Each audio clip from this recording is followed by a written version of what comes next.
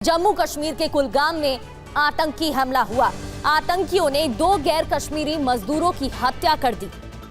दोनों मजदूर ईंट भट्टे में काम करते थे। दोनों मजदूर छत्तीसगढ़ के रहने वाले थे।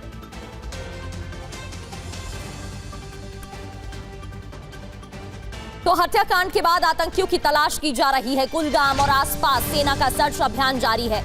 कुलगाम में और आसपास के इलाकों में सेना का सर्च अभियान चल रहा है।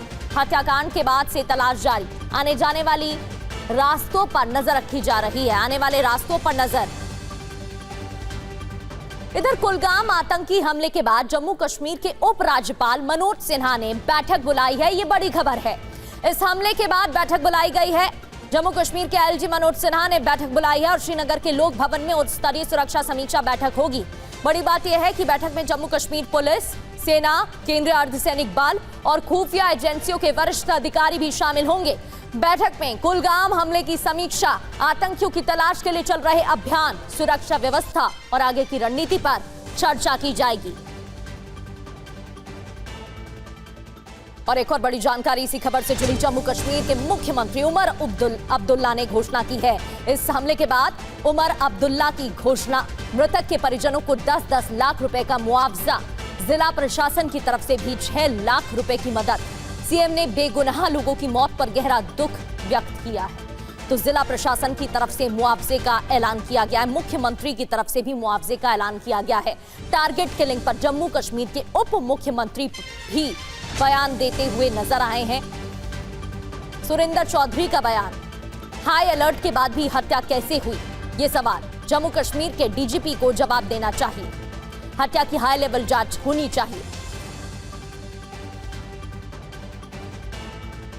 आज फिर जब ये 2 गरीब मारे गए, इससे पहले एक सिपाही हमारा बेचारा शहीद हो गया अनंतनाग में, और उस समय हुए जब पूरा जम्मू कश्मीर हाई अलर्ट पे है। बाबा अमरनाथ की यात्रा चल रही है। 15 अगस्त आपके बिल्कुल सिर पे बैठा है, और जब पूरा जम्मू कश्मीर हाई अलर्ट पे है, कैसे ये 2 लोग मारे गए, कैसे वो पुलिस वाला शहीद हो गया। ये बाइट हमसे लेने के बजाय आपको जम्मू कश्मीर के डीजीपी से लेनी चाहिए कि डीजीपी साहब बताइए कि ये क्यों हुआ। आप तो कहते हैं हालात ठीक हैं। यहाँ कितने पॉलिटिशियनों की इन्होंने सिक्योरिटियाँ विड्रा कर दी, इनकी गाड़ियाँ इनकी विड्रा कर दी। इस चाहे वो कश्मीर है चाहे वो जम्मू है, इस बुनियाद पे कि अब वहाँ पे उग्रवाद इतना नहीं है, हालात ठीक हैं। इवन के कईयों की कैटेगरी चेंज कर दी कि इस कारण पॉलिटिशियनों की कि भाई अब उग्रवाद नहीं है। तो फिर डीजीपी जवाब दें कि ये कैसे हो गया, ये 2 लोग कैसे मारे गए। वो सिपाही मेरे ख्याल हफ्ते के अंदर दूसरी मिलिटेंटों ने किलिंग की है, तो कैसे हो गया। मैं आज अपने होम मिनिस्टर और अपने प्राइम मिनिस्टर देश के उनको कहूँगा कि एक हाई लेवल इंक्वायरी की जाए। टीआरएफ ने जिम्मेदारी ली है। बड़ी खबर सामने आ रही है कि बैठक होने वाली है। एलजी मनोज सिन्हा बैठक करेंगे। हमारे संवाददाता महराज अहमद हमें ज्वाइन कर चुके हैं। महराज का रुख कर लेते हैं। महराज, बड़ी खबर यह है कि अब बैठक होने वाली है। 21 जुलाई को भी ऐसी ही आतंकी घटना सामने आई थी जहां एक कांस्टेबल शहीद हो गए थे। क्या एक बार फिर से आतंकी इलाके में एक्टिव होते दिखाई दे रहे हैं, और इस बैठक में क्या निर्णय लिया जा सकता है? बिल्कुल प्रगति बता दें, ये बैठक जो है कुछ ही समय में जहां पे संभावित तौर पर जो है देखी जा सकती है, लेकिन कुल मिलाकर कहें तो एक एसओपी भी रहता है। और वहीं पे अगर हम कहें कि अभी राजनीतिक दलों के सामने एक एस्केप रूट ये मिला है कि वो ऐसी घटनाओं पर जो है उपराज्यपाल मनोज सिन्हा की सरकार को कहीं ना कहीं जो है कटघरे में खड़ा कर देते हैं। लेकिन कुल मिलाकर कहें तो अभी जो है आतंकियों ने फिर से जो कहीं ना कहीं अपनी प्रेजेंस दिखाई है। अगर हम बीते 10 दिनों की बात करें तो 10 दिनों पहले जो है पुलिसकर्मी को शहीद कर दिया गया, और उसके बाद अब ये दूसरी घटना है। और दोनों घटनाओं के बाद हमें एक समांतरण जो चीज़ देखी हुई कि वहाँ पे जब पुलिसकर्मी शहीद हुए उसके बाद भी एक उच्च स्तरीय बैठक हुई, और अब जो है संभावित तौर पर उच्च स्तरीय बैठक श्रीनगर में होने वाली है, और जिसमें संभावित तौर पर जो है यूनिफाइड हाई कमांड हेड जो कि उपराज्यपाल मनोज सिन्हा है, वो जो है इसका पूरा नेतृत्व करेंगे।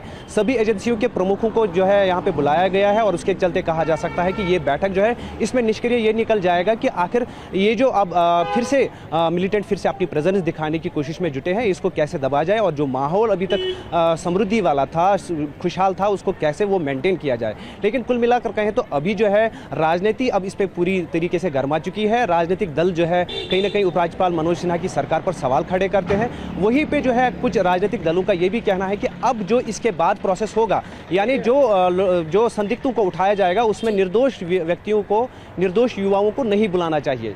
तो कुल मिलाकर कहें तो अब राजनीति इस पूरी घटना पर जो है वो शुरू हो गई है। और इसी बीच जो है जो जम्मू कश्मीर के मुख्यमंत्री हैं उमर अब्दुल्ला, उन्होंने भी जो है साहित्य जो कह सकते हैं कि राशि जो है वो परिवारों के लिए घोषित कर दी है। तो अभी जो है पूरे इलाके में कॉर्डन रखा गया है। कोशिश की जा रही है कि सुरक्षा बल जो है इन हमलावरों का कोई पिन पॉइंट पता लगाए और ताकि इनको जल्द से जल्द दबोचाए। बिल्कुल महराज, इन सभी पहलुओं पर चर्चा की जाएगी। बैठक में, समीक्षा बैठक के दौरान हर मुद्दे पर बात होगी। स्लीपर सेल से जुड़े पहलू पर भी चर्चा होगी। बहुत बहुत शुक्रिया, आगे भी आपसे डिटेल लेते रहेंगे।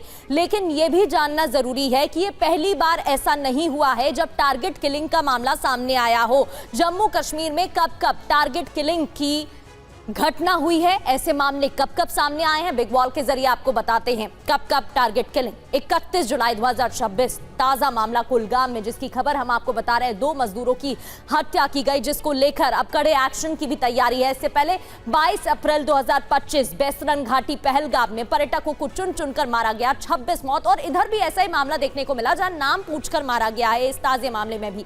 20 अक्टूबर 2024 की बात करें तो गांदरबल में 7 लोगों की मौत और 5 घायल हो गए, यह मामला सामने आया। इससे पहले 16 अक्टूबर 2024 की बात करें तो शोपियां से ऐसी वारदात, ऐसा मामला सामने आया जहां गैर स्थानीय युवक की गोली मारकर हत्या कर दी गई थी।